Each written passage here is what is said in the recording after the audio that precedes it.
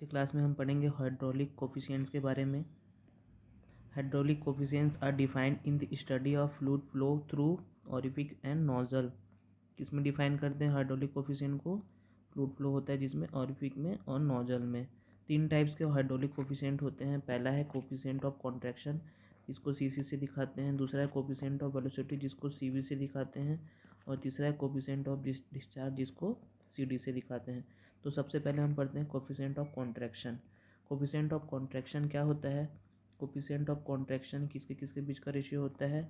ये रेशियो होता है A2/A0 का रेशियो होता है, जहाँ पे A1 क्या है? हमारा पाइप का एरिया है, ये हो गया पाइप का एरिया। A0 क्या है? ऑरिफिक का एरिया है। और A2 क्या है? वेना कॉन्ट्रैक्टर का एरिया है। तो A2/A0 मतलब area of vena contractor upon area of orifice. इसके रेशियो को क्या बोलते हैं? कोफिशिएंट ऑफ कॉन्ट्रैक्शन बोलते हैं। तो coefficient of contraction is defined as the ratio of the area of jet at vena contracta to the area of orifice theoretical area. It is denoted by CC। CC equal to क्या हो जाएगा? Area of jet at vena contracta to area of orifices, मतलब A2/A0। अगर सी सी इस mathematically इसको क्या बोलेंगे? Area of jet at vena contracta to area of orifice A2/A0। तो CC इक्वल टू क्या हो गया? ये AC लिखा है, ये A2, इसको हम लोग A2 बोले हैं। डायग्राम के हिसाब से क्या है? ये A2 है। A2 क्या है? Area of jet at vena contracta. और A0 क्या है? एरिया ऑफ ऑरिफिक है। CC कहाँ से कहाँ वेरी करता है? 0.61 to 0.69।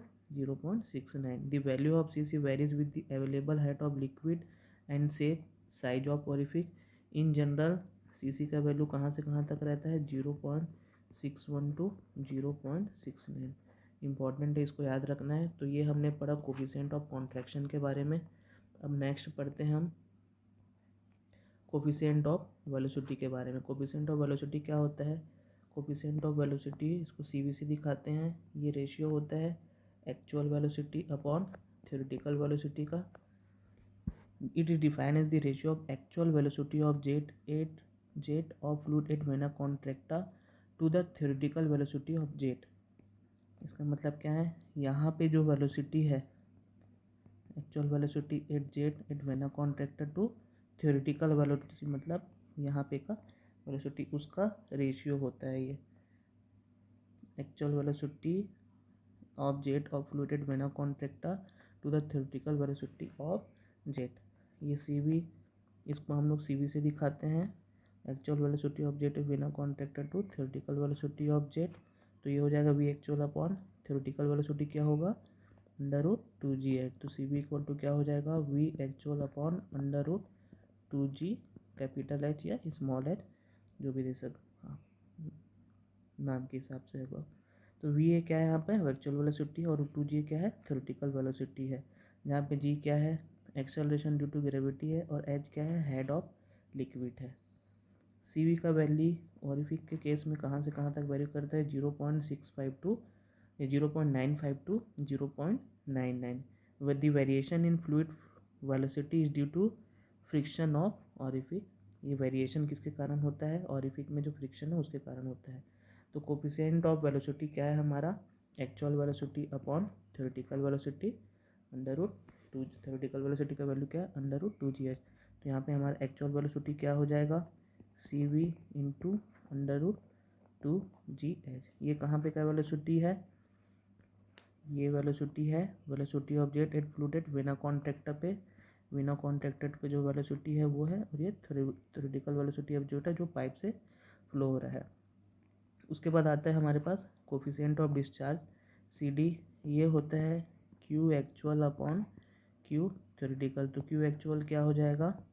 CD into Q theoretical. Coefficient of discharge define as the ratio of actual discharge of fluid to theoretical discharge. Actual discharge upon theoretical discharge. इसका वैल्यू कहाँ से कहाँ तक वेरी करता है? 0.61 से 0.65 तक ऑरिफिक के केस में। तो ये हो गया हमारा कोफिशिएंट ऑफ डिस्चार्ज। अब हमको पता है, तीनों में रिलेशन निकालना है हमको। क्या करना है, तीनों में रिलेशन निकालना है, coefficient of contraction, coefficient of velocity और कोफिशिएंट ऑफ डिस्चार्ज में। तो हमको पता है सी डी इक्वल टू क्या होता है, Q actual upon Q theoretical. इसका मतलब क्या है, क्यू एरिया एक्चुअल, क्यू क्या होता है हमारा, ए इंटू वी होता है, ए इंटू वी। तो यहाँ पे क्या हो जाएगा, actual velocity into actual area upon theoretical velocity into theoretical area. अब मैं इसको क्या लिख सकता हूँ, actual velocity V actual upon theoretical velocity V theoretical into actual area